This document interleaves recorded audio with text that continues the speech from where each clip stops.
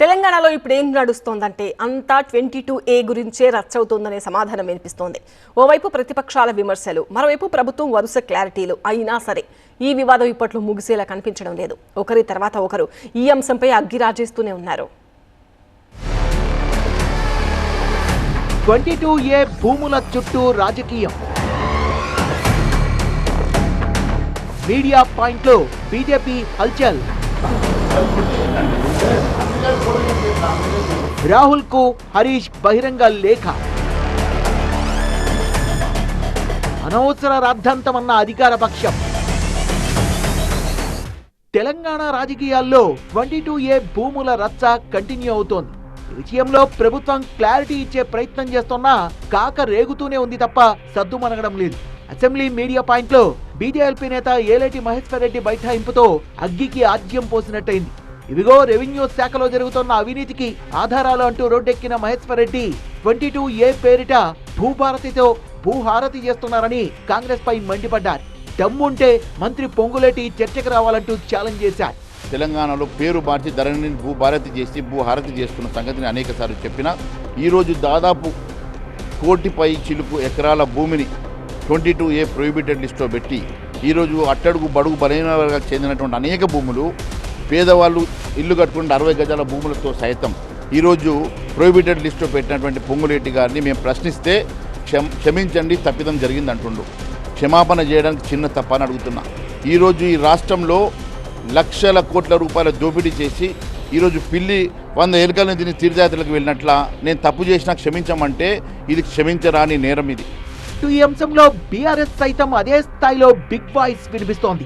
22A విషయంలో ప్రభుత్వంపై తీవ్ర స్థాయిలో విమర్శలు చేస్తున్న హరీష్ రావు ఈసారి ఒక అడుగు ముందుకేసి కాంగ్రెస్ అగ్రనేత రాహుల్ గాంధీకి లేఖ రాశారు. మంత్రి పొంగులేటిని బర్తరఫ్ చేయాలని డిమాండ్ చేసిన హరీష్ రావు 22A పేరుతో వేధింపులకు పాల్పడుతున్నారని ఆరోపించారు. 22A తీసుకొచ్చిన కాంగ్రెస్ పార్టీ పొరపాటు జరిగిందంటూ డ్రామాలాడుతోందని విమర్శించారు మరో మాజీ మంత్రి తలసాని శ్రీనివాస్ యాదవ్. ఈ 22A అంటే ఏం జరుగుతుంది రాష్ట్రంలో? ముఖ్యమంత్రి గారికి ఏం తెలియదంట, క్యాబినెట్లో హరీబరీగా మాట్లాడినట్ట, మంత్రి గారు ఓసారి చెప్పినట్ట. అంటే మీ దోపిడీ వ్యవస్థ 7-8 నెలల నుంచి 22Aలో ఉన్నటువంటి వాళ్ళని ఆ ప్రియారిటీ లిస్టు తీసి వాళ్ళని పిలిపించి 30%, 40% బెదిరించి వసూలు చేస్తుంది. మీరు కాకపోతే ఇంకేం చేస్తుంది? ఇప్పుడు నంగనాచ్ కబుర్లు చెప్పనీకే మాకు తెలియదు, మాకు పొరపాటు జరిగింది, ఇట్లా జరుగుతుంది. ప్రధాన ప్రతిపక్షంగా బీఆర్ఎస్ ఫెయిల్ అయిందన్న మంత్రి పొంగులేటి హంతకుడే సంతాపం తెలుపుతున్నట్టుగా హరీష్ రావు వ్యవహారం ఉందని ఎద్దేవా చేశారు. 22A సమస్యపై అధికారులతో టెలికాన్ఫరెన్స్ నిర్వహించిన మంత్రి కీలక ఆదేశాలు ఇచ్చారు. 22A పై వచ్చే ప్రతి ఫిర్యాదుకు పరిష్కారం చూపాలన్న మంత్రి ప్రజలు ప్రభుత్వ కార్యాలయాల చుట్టూ తిరిగే పరిస్థితి ఉండకూడదన్నారు. 4 జిల్లాల్లో 22A పరిస్థితిపై సమీక్షించిన మంత్రి పొంగులేటి ప్రత్యేక టాస్క్ గా తీసుకుని పనిచేయాలని ఆదేశించారు. ఇష్యూలో కాల్ సెంటర్ కు ఇప్పటిదాకా 400 ఫిర్యాదులు వచ్చాయన్న మంత్రి సంబంధిత అధికారులు తక్షణమే స్పందించాలని సూచించారు.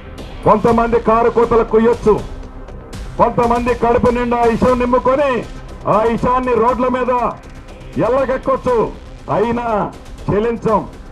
మాకు చిత్తశుద్ధి ఉంది, మాకు నిజాయితీ ఉంది. మా నిజాయితీని మీ దగ్గర చెప్పాల్సిన అవసరంలా. మా ఎజెండా, మా లక్ష్యం మా రైతన్నలు, భూములున్న ఆసాములకి పూర్తి భద్రత కల్పించడమే మా ఎజెండా. మీ పింగర వేషాలకు, మీ పింగర ప్రశ్నలకు, మీ కుప్పగొంతులకు, మీ తాటాకు చప్పులకు ఈ ప్రభుత్వం భయపడదు, వనకదు, మీకు కనీసం సమాధానం కూడా చెప్పదు. 22A పై బీఆర్ఎస్ అనవసర రాద్ధాంతం చేస్తోందన్న పిసిసి చీఫ్ మహేష్ గౌడ్ తప్పిదం జరిగిందని సాక్షాత్తు రెవెన్యూ మంత్రి ఒప్పుకున్నారని దాన్ని సరిచేశామని చెప్పుకొచ్చారు. సామాన్యులకు అన్యాయం జరిగితే గాంధీ భవన్ తలుపులు ఎప్పటికీ తెరిచే ఉంటాయని స్పష్టం చేశారు మహేష్ గౌడ్. ఇది ప్రజాప్రభుత్వం. గతంలో మాదిరిగా విచ్చలవిడిగా భూదందా కానీ బీదవాళ్ళ భూములు అన్యాక్రాంతం కానీ అవ్వటానికి అవకాశం లేదు. చిన్న తప్పిదం జరిగింది, సాక్షాత్ రెవెన్యూ మంత్రి గారే ఇది లోపం జరిగింది ఒప్పుకోవడం, ఇవన్నీ చూసాం.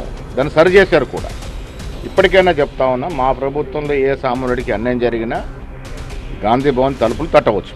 ఈ విషయంలో పాత 22A జాబితాతో ముందుకు వెళ్లే ఆలోచనలో రాష్ట్ర ప్రభుత్వం ఉన్నట్టుగా తెలుస్తోంది. 2023 డిసెంబర్కు ముందు నాటి జాబితాకే పరిమితం అవ్వాలని సూత్రప్రాయ నిర్ణయం తీసుకున్న ప్రభుత్వం కొత్త నిషేధిత జాబితాను పక్కన పెట్టే యోచనలో ఉంది. ఏ నిజమైతే 2023 డిసెంబర్కు ముందు ఆ జాబితాలో ఉన్న ఆస్తులపై మాత్రమే నిషేధం అమలు కానుందన్నమాట.